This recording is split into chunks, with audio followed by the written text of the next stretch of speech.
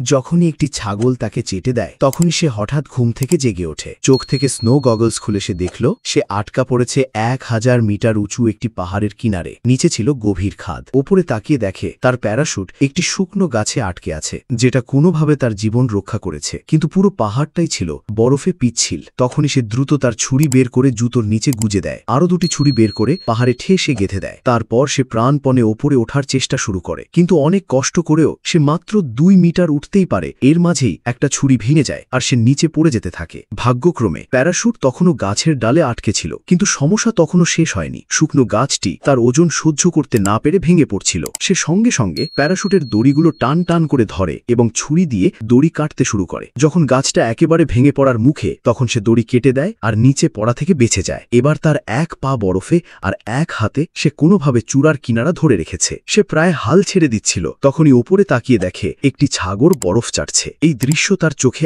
আবার আশা জাগায়। সবকিছু ভুলে গিয়ে সে ছাগলের মতো করেই উপরে ওঠার সিদ্ধান্ত নেয়। সে আবারও তার সমস্ত শক্তি দিয়ে পাহাড়ের ফাটলে হাত গুজে ধীরে ধীরে উপরে উঠতে থাকে। নিচের গভীর খাদ দেখে তার প্রাণ কেঁপে ওঠে। একটা ভুল হলেই সে অনেক নিচে পড়ে যাবে, কিন্তু আর পিছনে ফেরার কোনো পথ নেই। সে ধীরে ধীরে উঠে একসময় একটা উঁচু জায়গায় পৌঁছয়, কিন্তু শান্ত হওয়ার আগেই নিচের বরফের স্তর ভেঙে পড়তে থাকে। সে নিজেকে সামলে আবার উপরে ওঠার চেষ্টা করে। শেষমেশ ছাগলের মতো লাফ দিয়ে একবারে পাহাড়ের কিনারা ধরে ফেলে, কিন্তু তখন তার শক্তি প্রায় নিঃশেষ। ঠিক তখনই আরেকটি ছাগল উপরে এসে তাকে এক দৃষ্টিতে তাকিয়ে দেখে। ছাগলটি বুঝে ফেলে সে ভিন জাতীয় এবং রেগে গিয়ে হঠাৎ করে তাকে ধাক্কা মারে। ভাগ্য ভালো যে সে তখনও এক হাতে পাহাড়ের কিনারা ধরেছিল। সে আবারও উঠে আসার চেষ্টা করে, কিন্তু ছাগলটি এবারও সহজে হার মানতে রাজি নয়। ছাগল আবার ছুটে আসে, কিন্তু এবার সে ছাগলের শিং ধরে ফেলে। ছাগল ভয় পেয়ে নিজেকে পেছনে টানতে থাকে। এই টানা হেঁচড়ার মধ্যেই সে নিজেকে উপরের দিকে টেনে তোলে এবং শেষমেশ সে পাহাড়ের চূড়ায় উঠে আসে। মাটিতে হাঁপাতে হাঁপাতে শুয়ে পড়ে, তারপর ধীরে ধীরে ছাগলটিকে মাথায় হাত বুলিয়ে আদর করে।